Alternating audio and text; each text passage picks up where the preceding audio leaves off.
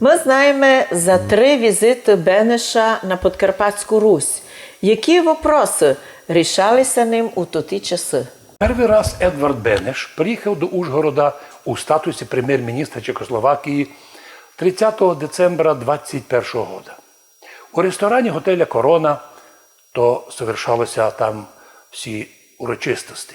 За даними різних газет, на цей день на бенкет були прикликані до 80 гостів. То є самі поважні люди, в тому числі духовенство. Другий раз Едуард Бенеш, уже в статусі міністра заграничних справ Чехословакії, прийшов до Ужгорода 12 февраля 26 року. Третій раз свій візит Бенеш наніс 3 мая 34 року. Но то був візит на той час, коли він був міністром іще закордонних справ Чехословакії, а цю дату свою він обрав із-за того, бо у маю 34-го року Подкарпатська Русь празднувала 15-ліття приєднання Подкарпатської Руси, свободне приєднання до новообразованої Чехословакії.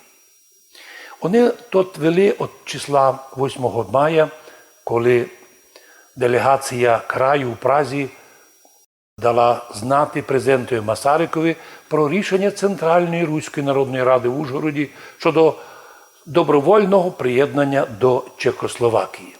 В тих условиях було сказано, що русинська нація, яка обладає правом на самоопределення, тимчасово делегує Празі часть своїх національних прав в області армії, банки и границы.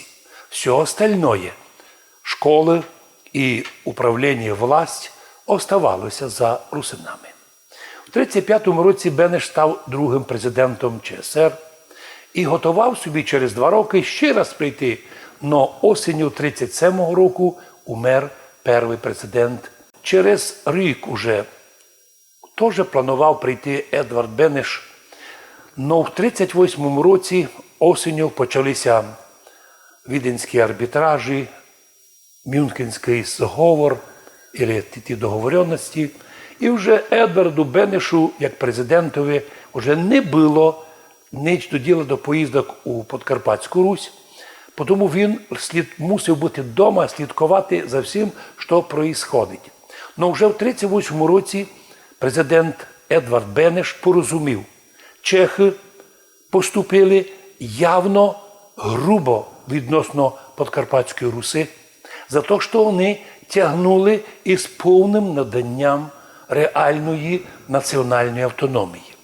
Автономія русинів була, але вона була вписана в Конституцію Чехословакії. Но реально її реалізація протягнулася аж до 1938 року, коли чехи поняли, що їхня наглость проти русинів грозить їм і розпадом держави. Це би мали всі пам'ятати правителі всіх держав. Я споминаю один случай, як в докладі одного чоловіка, історика, було сказано: і русинський народ, котрі в державі його вважали, він був оплотом. Но люба держава, котра не визнавала русинів, неумолимо потім їх тратила. Після того, як Мюнхенський зговор було рішено передати судити німцям, то вже у 5 жовтня 1938 році він, Бенеш, склав повноваження президента і повністю лишив територію Чехії, одійшов. Більше Бенеш у нашому краю ніколи не був, на жаль, який грубо предав Сталіну і тогдашньому українському комуністичному режиму. І зато русини завжди споминають із болем недальновидність Едварда Бенеша. 3 рази був на Подкарпатській Русі, 3 рази бачив живий народ, мудрий, мирний, і йшов отсюда з чеською злобою не дати повної реалізації статусу республіки. Но ми теж кажемо, сюди приходили в совєтське время з Києва партійні боси, всякі там Щербицькі і прочії. І вони бачили той народ, але не давали тому народу право називатися по його названню русини. Прийшла незалежна Україна. Скільки раз і тут були президенти. Президенти були в Ужгороді многократно, виділи мирний, розумний народ.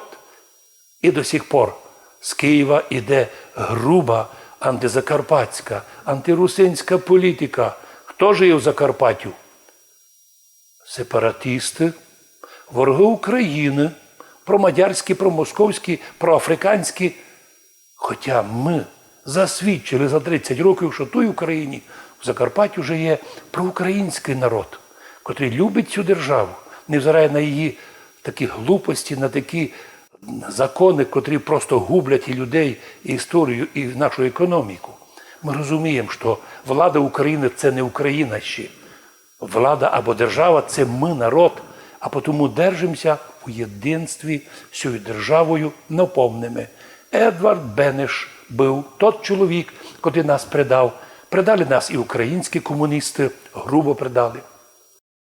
Предають нас і нинішні, нібито націоналісти з Києва, вони скоріше бізнесмени, чим державотворці.